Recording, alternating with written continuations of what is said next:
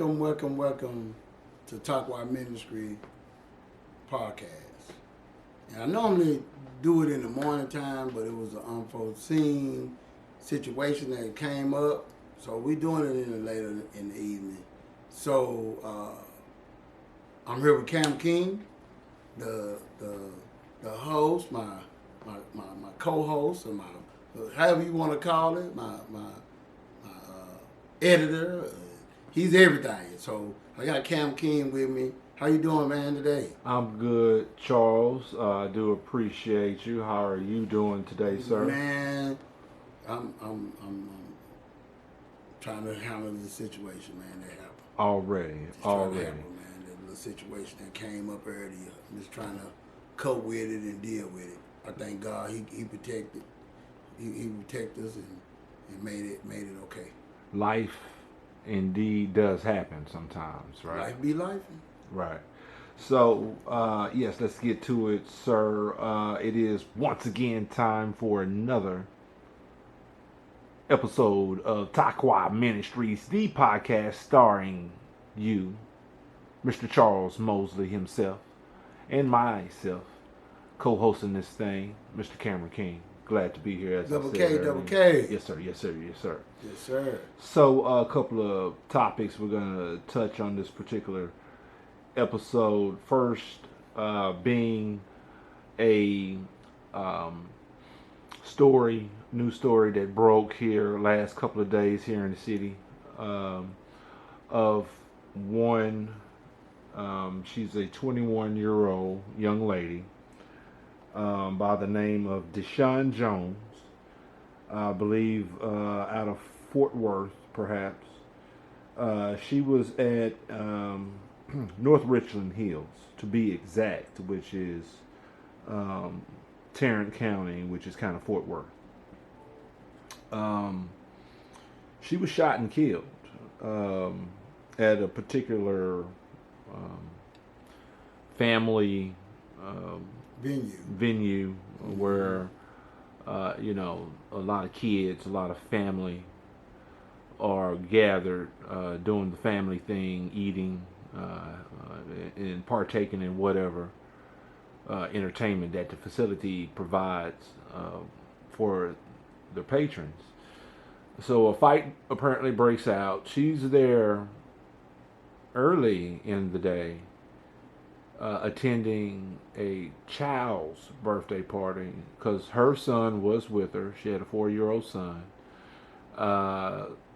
So she's there at the child's birthday party with her son. Some type of altercation erupts after Deshaun leaves out of the facility, outside of the facility. Something apparently happened to where Mr. Reed, Ty Christian Reed, who authorities have placed in jail behind this apparent murder because he pulled out his piece that he was carrying, shoots, fires at Deshaun, hits her, she's dead, fires at the police officers who were undercover at this particular venue, working the venue undercover. Apparently heard the gunshots, skirmishes, whatever, outside, go out to help. They end up shooting back. I don't know if the suspect that was detained was hit, but he is in custody. So that's pretty much the story that has come out on it. So before I let you take it, Charles, you on the other podcast, TAQWA Ministries podcast, the Masjid TAQWA Interfaith Center podcast that you do with the men. Your last topic that you two covered was parenting. And so now we have an issue that this young lady lost her life with her son at a birthday party. And you wanted to, and of course, let's all begin with saying that our thoughts are definitely with this young lady's family, uh, and this young man, her son. Let's make that clear. Uh, our thoughts are with her family members, right? The incident, although that's the story, we don't know if that's the concrete story, but that's what we have. So that's what we're going on.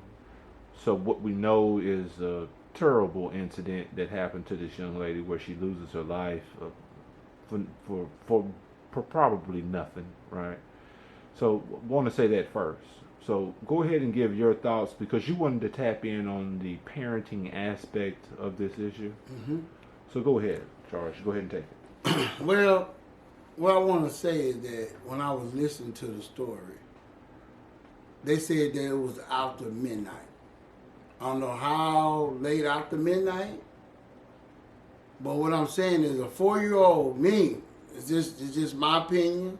I'm just saying this not to rat on the baby, the young lady that lost her life. I may God have mercy on her soul. But I'm just telling you all, we should learn from these incidents. After 12 o'clock, we should all have curfews for our baby, a 4-year-old. I understand y'all was out, but you should have been out and did this earlier in the day. Not saying that the problem might have happened earlier, whatever happened. I don't know. I don't know what made it come up or whatever happened. I don't know. And let me interject real fast and let you continue. I think from what I gather from the report, from the news, that, yeah, they got to the venue earlier than, of course, 11, 12 o'clock at night, but ended up being there at and after 11, 12 o'clock midnight into 1 o'clock in the morning when the incident happened. So, yeah, perhaps you're there too long, Charles? Yeah, that's what I'm saying with the baby, Right. with the 4-year-old. Right. He's supposed to be at home earlier. You know what I mean? Like, you have to go and leave, you got a baby. You know, I'm not saying this incident probably would have happened. I don't know. I can't say that. I wish it did happen. But what I'm saying, the curfew with our babies, the babies don't need to see this stuff. And some of the things I know it spilled out outside or whatever, escalated and whatever happens, whoever it was, I don't know, the dude, he had 2 more accomplices with him. He had 2 more dudes that was had warrants that went to jail for unrelated to the murder. But what I'm saying, I don't know if she was dating these guys. I don't know the baby daddy. I don't know what it was. But what I'm trying to say is the parenting. We don't need to have these babies out like that. Well, I would say you do have a point. At 21 years of age, I don't believe that perhaps this young lady's discretioning capabilities were all together. Because you are 21, you're an adult. You're an adult with a child, a 4-year-old child. So you're an adult. So you had the child at what, 18? But perhaps 17, 18? You're not mature enough of an adult to where your discretionary skills come into play. And as a mom, you're like, oh, man, we've been here quite some time. It's getting late.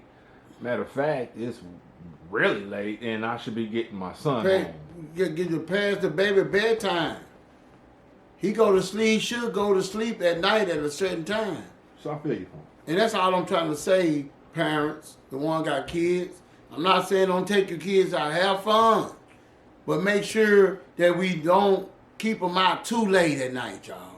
That's all I'm trying to say, you guys. I'm not, like I say, my condolences to the family that losing a brilliant, I know she had a bright future ahead of her. And him to see that and to see his mama get murdered, that's a mental thing, man. It's going to mess with that baby probably for the rest of his life. And he might spill that into him being violent in the end. He needs some counseling maybe. I don't know. But that's all I'm saying. We don't need to let these babies see certain things. Sometimes they see they're there, but I say if y'all had a curfew for your baby, you shouldn't have been there after 12 o'clock. You should say, like he just said, Camp King just said, hey, it's getting late, I need to go. You know, earlier, 10, 11. They said, I don't know if how early they was at the place. I don't know if they were there all day. I don't know what time they got there. I don't know. That's what I'm trying to say. I don't know. But ladies, young men, we got these babies. We need to have them at home at a certain time, y'all. That's all I'm saying, man.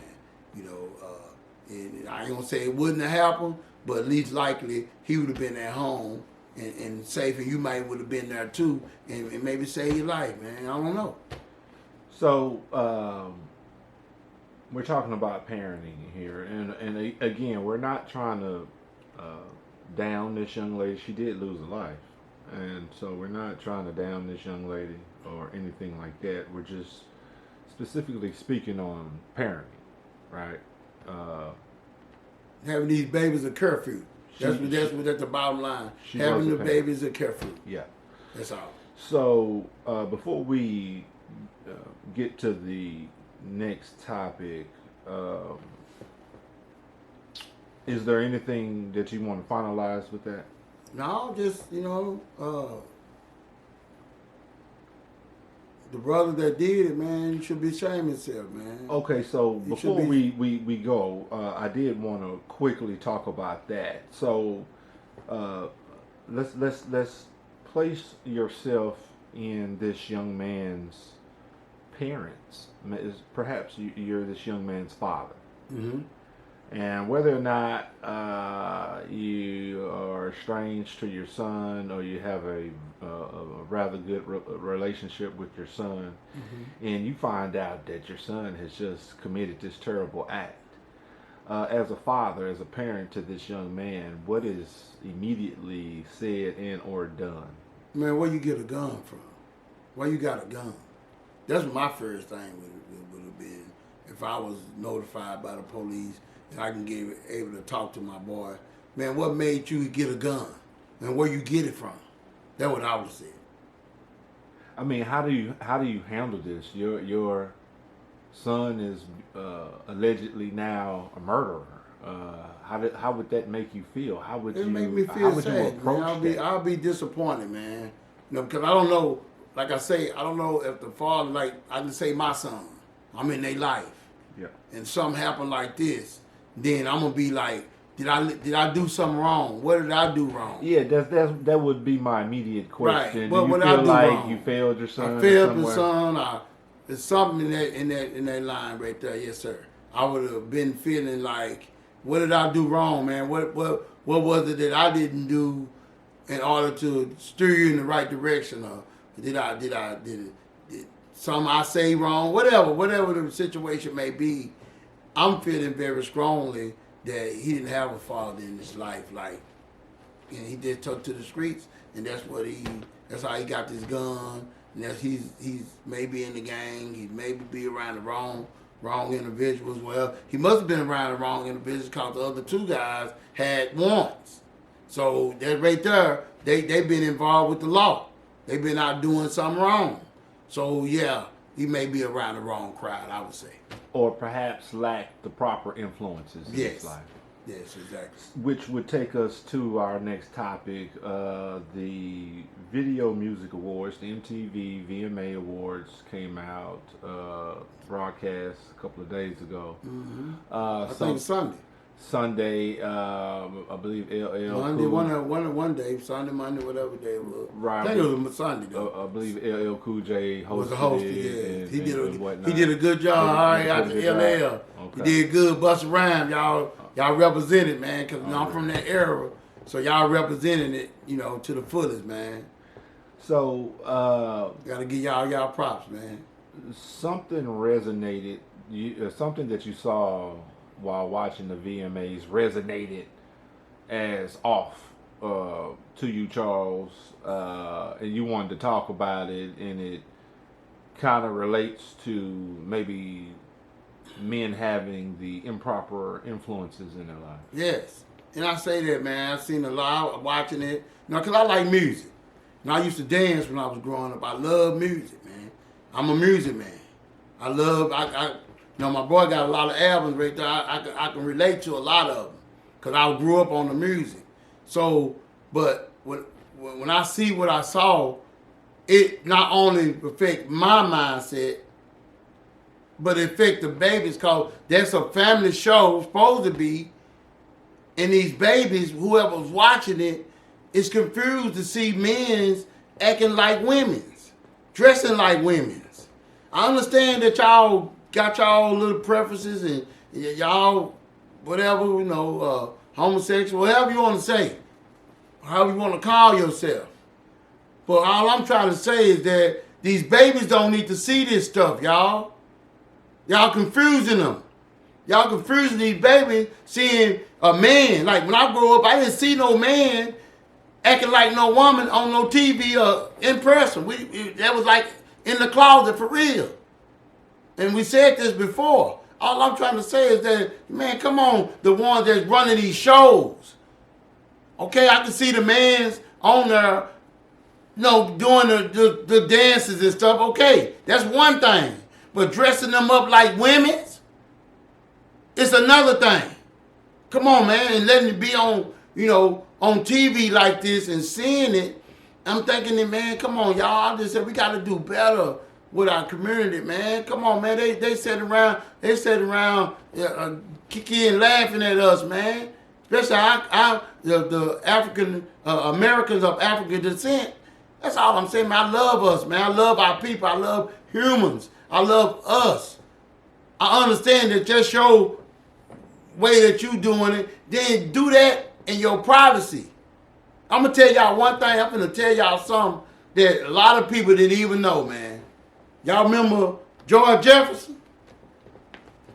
George Jefferson was gay, and we never knew it. Sherman Hemsley, that's his name. He was gay, y'all, and nobody ever knew it because he kept it in himself. That's all I'm trying to say, y'all. Do you think that homosexuality is a cultural thing, Charles? Like, do you believe that it's more of a Western European type of, it could be, and I'm not saying a racial no. or a ethnic type of thing, but a cultural, which could include a multitude of ethnicities inside of it. Right. So when I say a cultural, I'm meaning a more Western European type of. And it could be. It could. I feel it could be. I don't know what other. I ain't never been all around the world.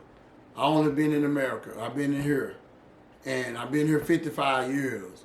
In the last 15, 20 years, I done seen something that I've never seen before in my other 30, 35 years of living. Because the last 20 years, if y'all would know and look back, last 20 years have changed dramatically. Well, that's what I'm talking about. You're from the land. You're from America. And so you can speak to the culture for the last 100 years, even though you haven't been alive but half of it. You know some history. Right. Right?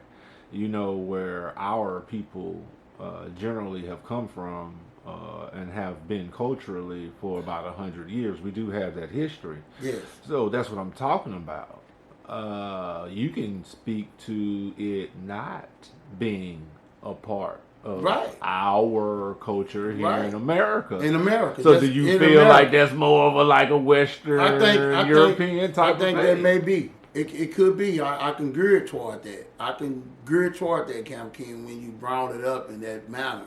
But what I'm saying is that we as the people, we done got freely with it, so freely, like y'all ain't doing that privately. Y'all ain't doing it. I understand that y'all doing it. That's y'all preference. But when you start spreading it and it's showing my nephews, your little brothers, your cousins, that this is all right.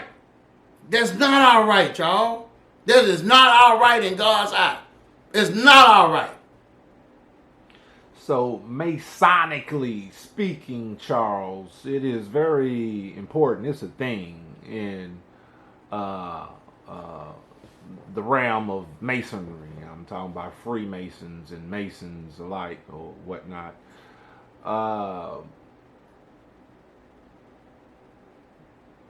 The mother son, which is how you get May son. It's all about a relationship, a tie, a correlation between the feminine and the male masculine aspect. Right. And so, my question, Charles, do you think that perhaps this over obsessive marketing of homosexuality on TV, radio, movies, wherever you see it now, could be the Masonic minds at work and just are twisting the homosexuality in the music, in the Video Music Awards, by having people dress in dresses, and they're kind of twisting their notion of men should tap into their feminine side because we are half feminine, right? Yeah, we got it. We got that in us. Yes. We have man, we have woman, right? You got that in your genes. So in your makeup. To be a fully balanced person, Masonically speaking, you are to, as embrace a man, both sides. Tap into your feminine side. Embrace both sides. Right. My question is, real quick, and we can close. Do you think that this is some type of mastermind twist? Yes. Agenda going on? It is, because you can look at the Sodom and Gomorrah. Back in them days, they was homosexuals. They love boys, and they know they did. But what God do? God destroyed the whole nation, not no city, the whole nation. So what I'm saying is, if we go back to that time, and then we compare it to now, then it's going back to that time. So what you think God is up? Hey man, y'all playing with the wrong, y'all playing with the wrong one, y'all. I'm serious. You see all these disasters and all this stuff is happening, man. It ain't by no coincidence this stuff is happening. There's some lot of stuff behind the scenes that a lot of people don't know and understand that it's happening behind these closed doors and all this stuff, and all this stuff that happened when we had the other podcast about this camp. We got a lot of things that's going down that parents don't know, that people don't know that's happening. Then God step in. Then it'd be like this is a disaster. No, man. We got to start being careful, because God is fed up with it. He's fed up with it, y'all, and that's something that, you know, just like they did in over there when the Olympics. You see what happened? Everything was almost just like it was. They was marking it. They was mocking Jesus. They was mocking Christ, and all the lights went out except in one church.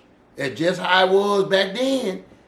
Everything they destroyed, but this one household, this one holy household. So we gotta understand that, hey man, nothing new under the sun. So I'm just telling y'all, man, we gotta get ourselves right with God, because this soul gonna come on our body, y'all. It's serious. You can't come like you are. You come to church like you are to change to the way you got here. Because if you die, if you're a man saying you're a woman, when you die, they dig your body up, you're gonna still be that man or that woman that you portraying to be. So all I'm saying, tap in back before you get your soul out your body, and tap back into God and change our life, because it's going to happen, and you don't want to go where the demons at. So I'm just going to end with this, like and subscribe, and I love you guys. I'm coming with more contents, so stay tuned. Thank you and have a blessed night.